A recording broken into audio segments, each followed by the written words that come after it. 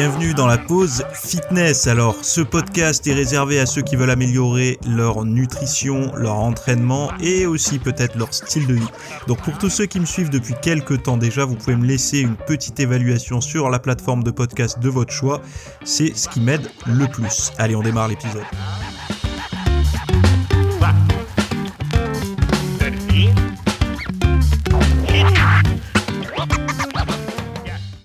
Salut à tous, nouvel épisode aujourd'hui. Aujourd'hui, on va parler de cheat meal, de solitude et de froid qui agirait sur le système cardiovasculaire.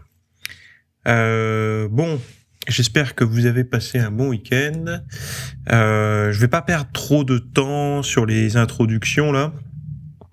Le premier article vient du site Public Sénat.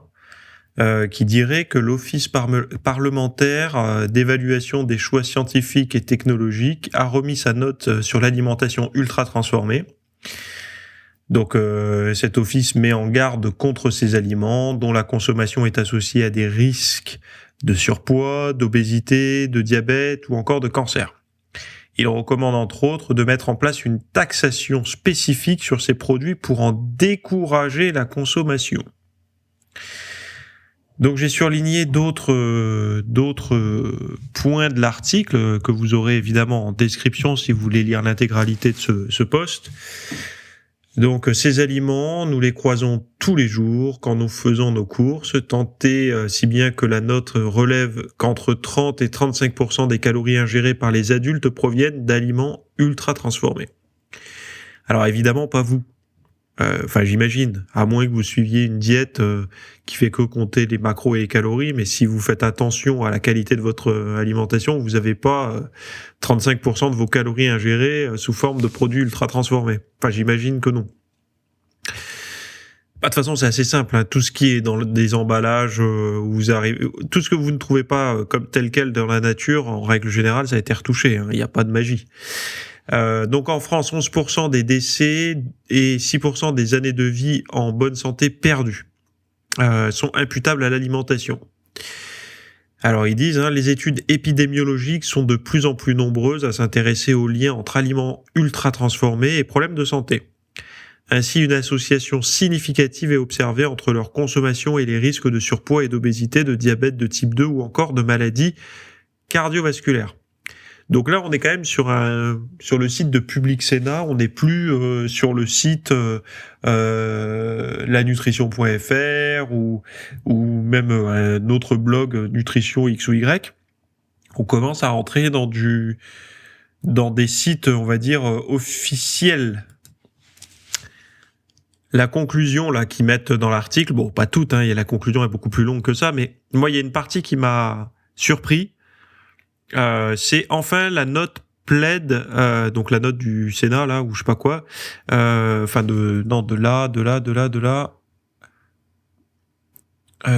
l'Office parlementaire d'évaluation là, plaide pour la mise en place d'incitations fiscales en soumettant ces aliments donc ultra transformés à une taxe spécifique et en rendant parallèlement plus abordables les aliments plus sains.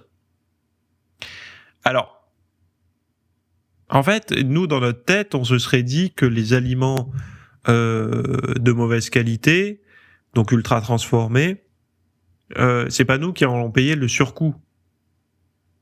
Enfin, nous, en tant que consommateurs, nous, on en consomme peu, donc ça irait, mais aujourd'hui, pourquoi l'obésité... En fait, aujourd'hui, si on regarde dans la rue, on peut presque définir le pouvoir d'achat d'une personne par son tour de taille. Je sais que ça se fait pas, c'est immoral, mais pourquoi je dis ça ? Parce qu'en fait, les études ont montré que ce sont les revenus les plus faibles et ceux qui habitent dans des zones aussi où ils sont isolés, etc., qui étaient le plus susceptibles d'être en surpoids. Alors qu'avant, le surpoids était réservé aux personnes qui avaient accès à la nourriture, donc potentiellement qui avaient des bons revenus ou en tout cas qui avaient à disposition de quoi manger. Et les personnes qui avaient la ligne ou même qui avaient trop la ligne, qui étaient minces et maigres, c'était les personnes qui n'avaient pas d'argent. Aujourd'hui, ça s'est inversé.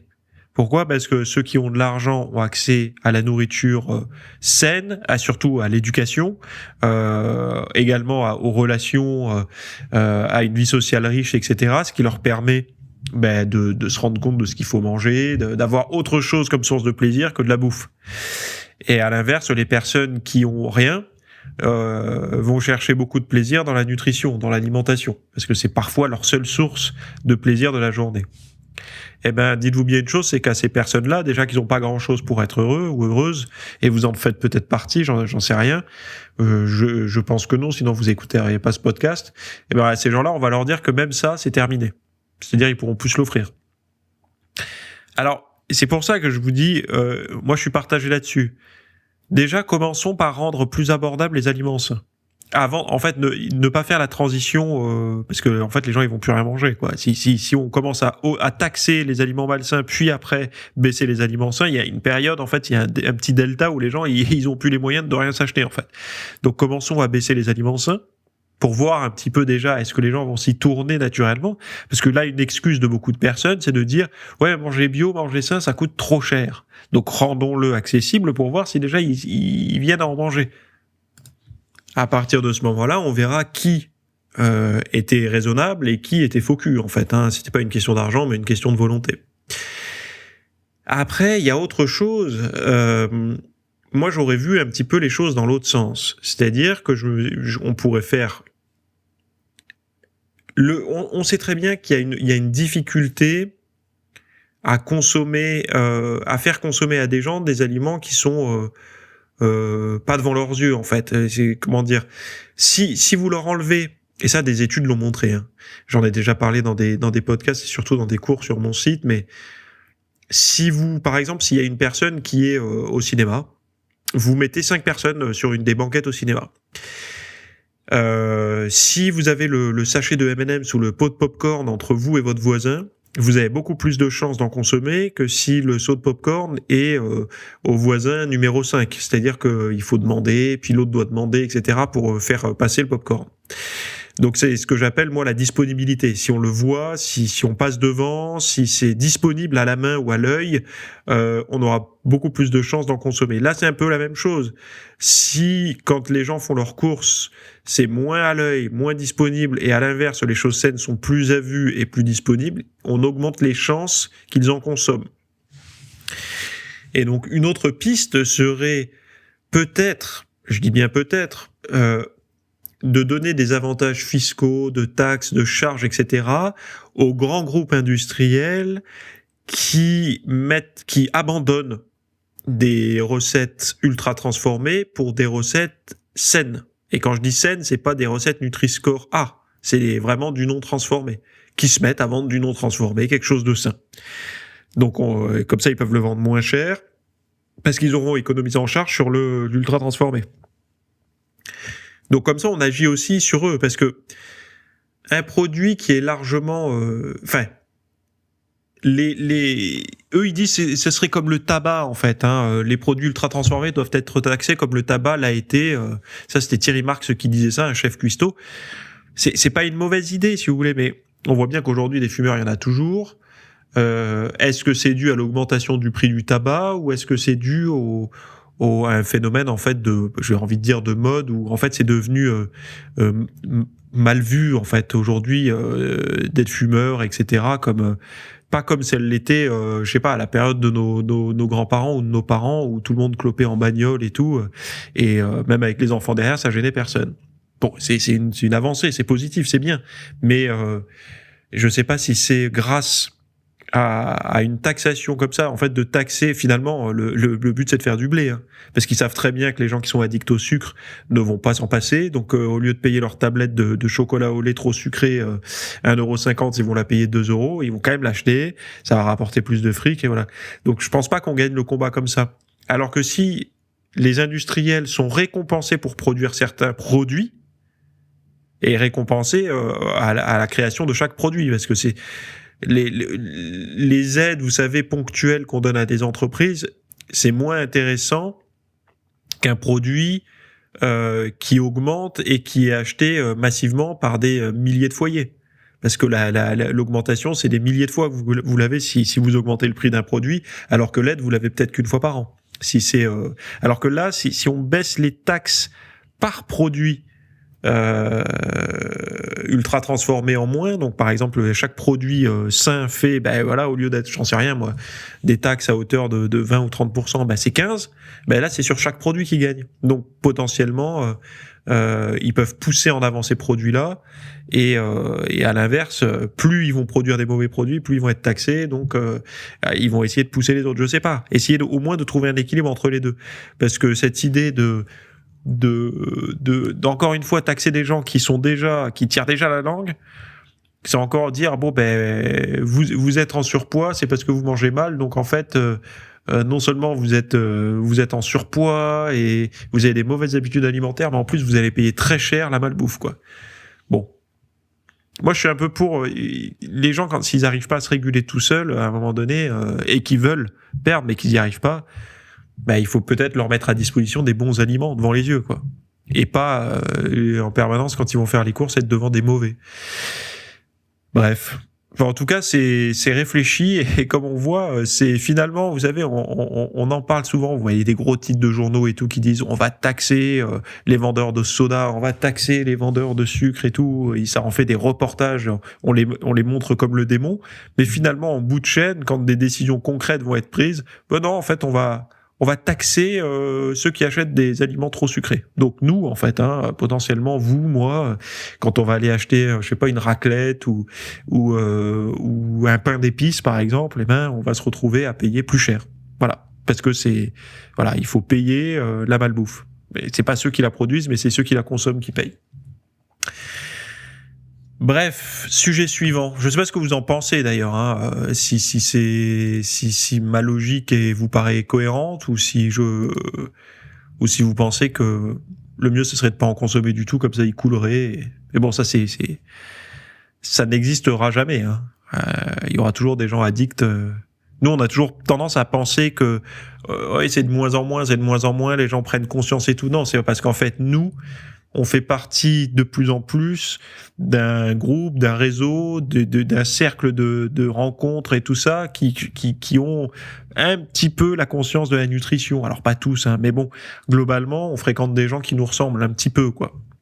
Et donc on a tendance à penser que c'est pareil partout, mais non. Alors moi, je fais mes courses au drive ou dans les marchés bio de temps en temps, mais c'est de plus en plus rare parce que c'est trop cher.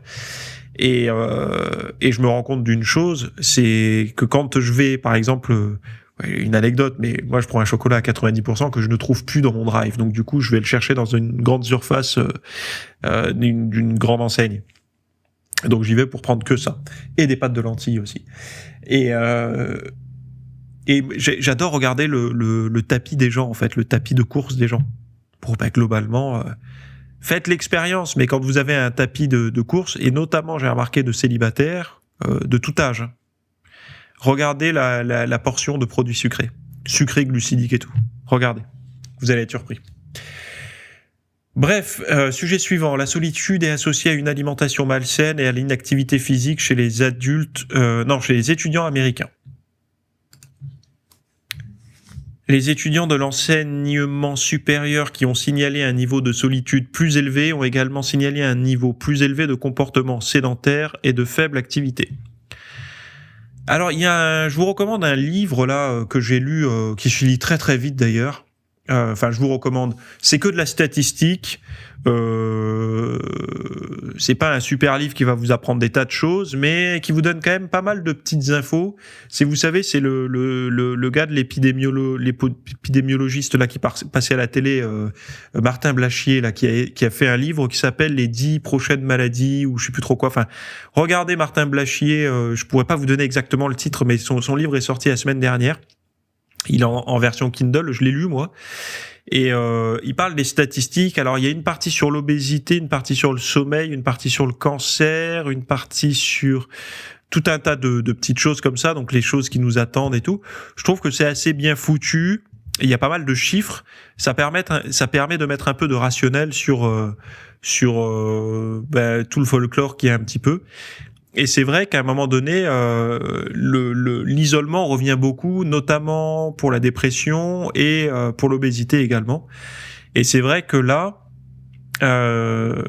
donc là, la piste que je vous donne là dans l'article là, enfin qu'il nous donne plutôt, la transition vers un nouvel environnement, comme le font de nombreux étudiants de première année, peut accroître le sentiment de solitude. Et ce sentiment a considérablement augmenté au cours de la dernière décennie, selon l'évaluation nationale de la santé dans les universités. En outre, une enquête réalisée en 2021 a révélé que 44% des étudiants américains décrivaient leur poids comme supérieur à la normale, c'est-à-dire dans la catégorie des personnes en surpoids ou obèses. Bien que la solitude ait été liée à un poids malsain et à l'inactivité physique, il y a un manque de recherche sur le comportement alimentaire des étudiants et le rôle qu'ils peuvent jouer dans l'obésité chez les étudiants. Alors, 44% des étudiants américains, alors ils disent c'est études supérieures. Je l'ai vu à quel endroit ? Non, les étudiants américains. Ah oui, de l'enseignement supérieur. Souvent, on parle comment dire, vous savez, de classe sociale et de surpoids et tout. Là, visiblement, c'est les étudiants de l'enseignement supérieur. Donc, c'est pas non plus, enfin voilà, vous avez compris quoi. Donc ça, visiblement, aux États-Unis, ça touche beaucoup de monde et beaucoup de classes sociales quoi. Alors, bon, là dans le truc, notre étude confirme la nécessité de poursuivre les recherches pour comprendre les comportements alimentaires et l'activité physique malsaine qui peuvent être liés à la solitude.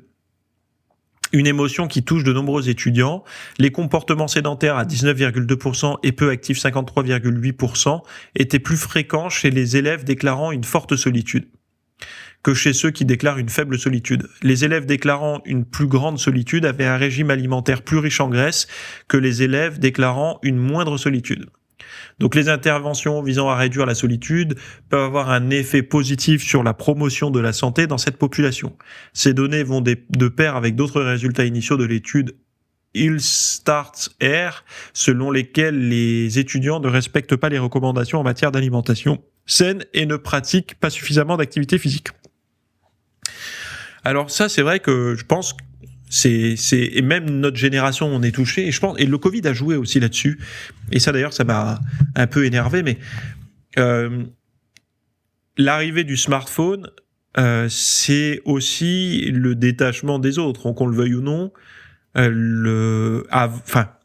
Je pense même que ça a commencé avant le smartphone. C'est-à-dire que nous, notre génération, donc ceux qui ont entre 30 et 40 aujourd'hui, qui appartiennent à la même que moi de génération, ont connu une adolescence avec les téléphones portables. Alors, grâce aux parents ou sous le manteau comme moi, avec une mobicarte dedans et quelques SMS, et à partir de 20h, on profitait du forfait Millennium de celui qui avait la chance de l'avoir, qui n'était pas moi d'ailleurs. On a connu cet environnement-là, ce monde-là, qui nous permettait de rester connectés à notre petite copine ou à nos potes le soir après les cours, parce que texto, SMS, etc. Aujourd'hui, tout ça est amplifié par les réseaux sociaux, c'est-à-dire qu'un enfant aujourd'hui, quand il arrive à l'école, ou un étudiant, en fait, il n'y a pas de date d'arrivée, de date de départ. C'est-à-dire qu'il est tout le temps avec les autres. C'est-à-dire que quand il est en cours, mais quand il est pas en cours, il y a les groupes WhatsApp, je sais pas, enfin je dis WhatsApp, mais ça se trouve je suis dépassé, c'est autre chose, c'est les TikTok, les machins, il y a une connexion permanente. Cette connexion permanente, en fait, dédouane un petit peu. Nous, en fait, on avait le souci, on se faisait chier, quoi, à tourner en rond à la maison, parce qu'il n'y avait pas les vidéos, les machins, donc nous, après les SMS, il n'y avait plus rien, quoi. Donc, on avait le souci d'aller retrouver les autres. On avait l'envie d'aller socialiser, d'aller... Enfin voilà, aujourd'hui, pour beaucoup, ils peuvent se divertir. Il y a tellement de sources de distraction à l'intérieur d'un foyer. Et je parle des jeunes, mais aussi des moins jeunes. Hein, on en fait partie. Aujourd'hui, regarder une télévision des années 90, regarder une télévision des années 2020, c'est plus la même chose.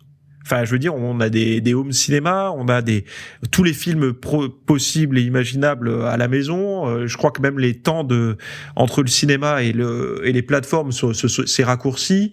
Terminé. Avant, l'effort d'aller jusqu'au vidéoclub ou jusqu'au distributeur automatique sur une station-service pour lui louer un DVD, c'est fini tout ça. C'est fini. Aujourd'hui, tout est disponible à la maison, avec des plats préparés. Donc, vous pouvez vous faire vos pop-corn, vos machins. Tout est faisable à la maison. Donc, du coup, avant, j'en ai déjà parlé dans un podcast, mais avant, rester à la maison, on n'avait aucune excuse pour ne pas réparer la table qui branlait ou passer un coup de Karcher sur la terrasse ou faire un grand ménage et tout. C'était une excuse en fait de s'arracher du foyer. C'était je peux pas parce que là on est invité, parce que là je sais pas, on va à la messe pour ceux qui vont à la messe, là on a un repas de famille pour et être au foyer. Les occupations, c'était le repassage, le ménage, le bricolage. Enfin voilà. Aujourd'hui, il y a des tas de choses qui se faisaient à l'extérieur qui se font à l'intérieur. Donc du coup, c'est pour ça que les gens, j'en suis sûr, hein, se mettent à acheter des robots pour faire le ménage et tout ça. Mais on a être à la maison, c'est plus s'ennuyer maintenant. Et la problématique, c'est qu'être à la maison seul, ou même à deux, hein, c'est la solitude, parce qu'à un moment donné, l'amitié est importante, et c'est démontré que un comportement sédentaire et peu actif est plus souvent retrouvé chez les gens qui se sentent seuls ou qui sont seuls, parce qu'on peut ne pas se sentir seul, mais l'être, parce que c'est devenu un comportement par défaut. Donc c'est vrai que d'essayer de travailler sur le retour à une vie sociale un peu plus riche, notamment de sortir. C'est vrai que si vous êtes seul, donc célibataire, que vous travaillez, je sais pas, par exemple vous êtes dans l'informatique ou quoi, en full télétravail, et qu'en plus de ça vous vous entraînez sur un parcours de santé ou en extérieur ou même dans un home gym, c'est-à-dire en fait vous voyez jamais personne, c'est pas forcément une bonne idée de faire du télétravail ou de s'entraîner tout le temps dans un environnement dépourvu de monde. Ça serait intéressant d'essayer d'intégrer soit un travail, je sais pas, dans un coworking, ou retourner au boulot si vous êtes en télétravail, ou alors d'aller dans un environnement sportif où il y a plus de monde, quoi. Ça veut pas dire d'aller dans une salle de sport, mais je sais pas, une zone où il y a du monde. Parce que dans une salle de sport, on parle pas forcément aux autres. C'est juste, et je pense que d'ailleurs, ça compte de voir d'autres personnes. C'est pas juste l'interaction, le dialogue, c'est aussi l'interaction visuelle et des comportements, quoi. Se comparer, etc. Donc voilà, en tout cas, le surpoids est lié aussi à la solitude et qui est associé à des mauvais comportements alimentaires. Alors, on a vu ces dernières années, et qui a été largement popularisé par des grands noms du froid, etc. Donc, je vais pas les citer ici, vous les connaissez, mais tous ceux qui vendent les thérapies par le froid. Et c'est vrai que ça a été mis en avant pour perdre du gras, pour lutter contre l'inflammation, pour lutter contre la dépression, pour améliorer la récupération des sportifs, etc. Donc tout ce qui est bain de glace, se tremper dans une eau gelée en hiver, etc. Donc il y a certainement des tas d'études là-dessus, et j'en suis convaincu, qui sont positives, mais il y a également d'autres choses qu'il ne faut pas mettre de côté. C'est-à-dire que très souvent, vous remarquerez que quand quelque chose fonctionne, il peut aussi avoir des effets secondaires négatifs. Là, dans la revue du praticien, donc qui est envoyée logiquement à tout bon praticien de santé, médecin généraliste, etc.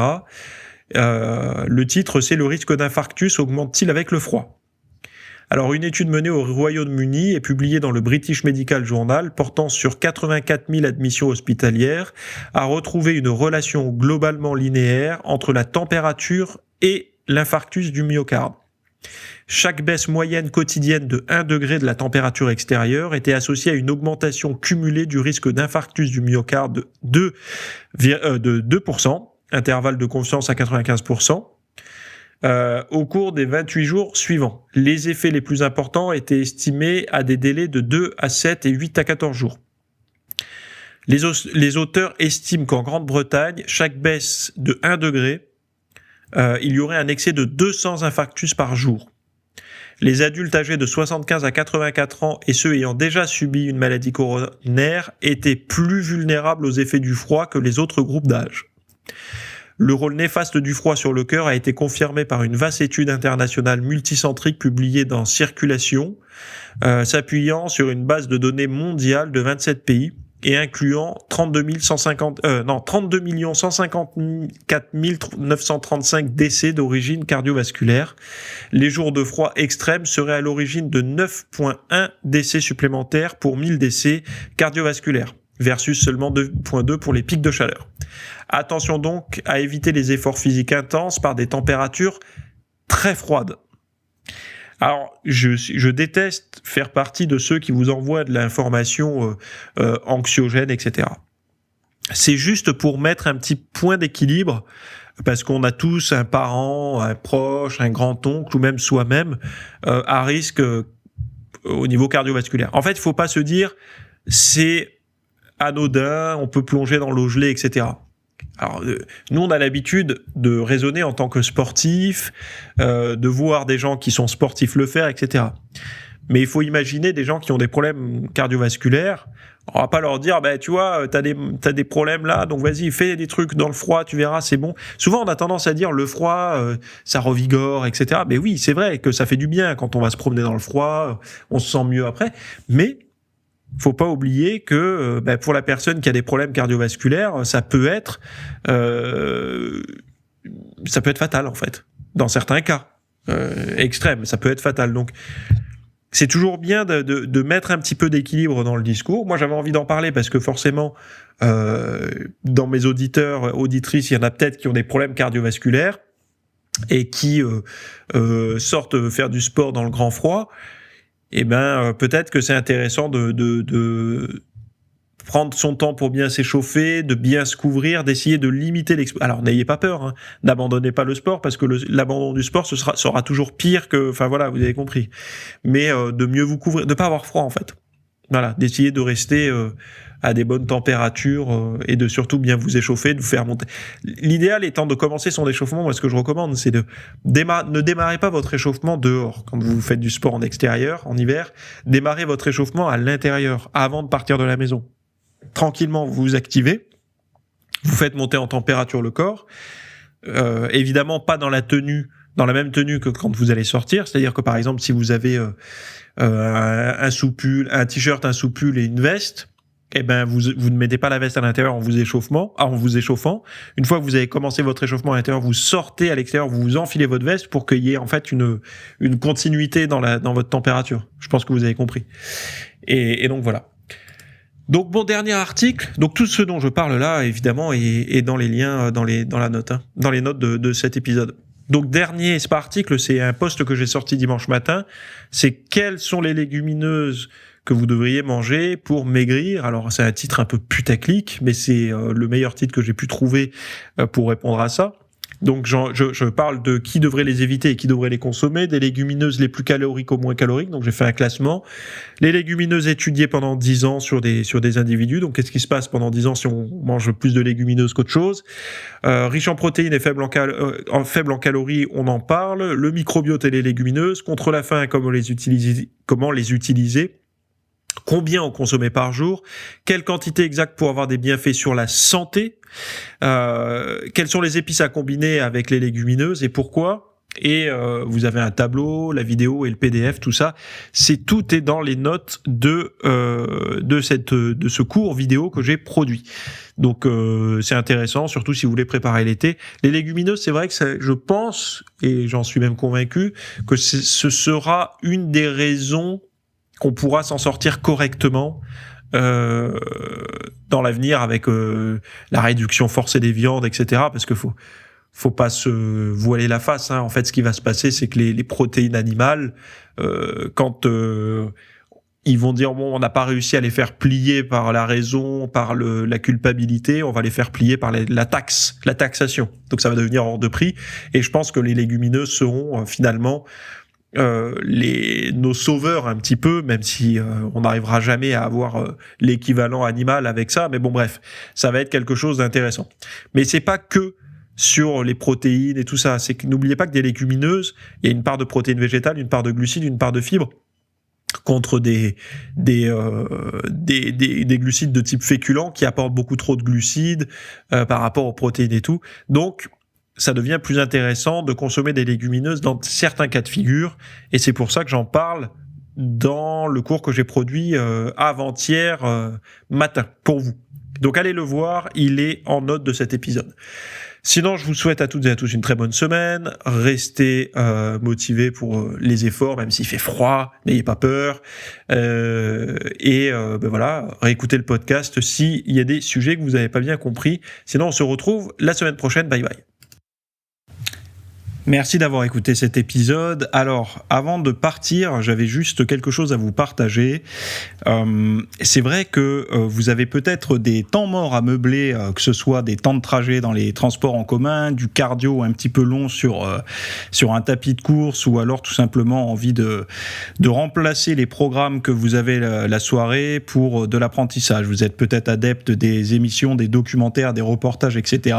Sauf que dans le monde de la musculation, de la nutrition, du développement d'un mode de vie sain, etc. C'est un peu maigre en contenu dans les médias grand public.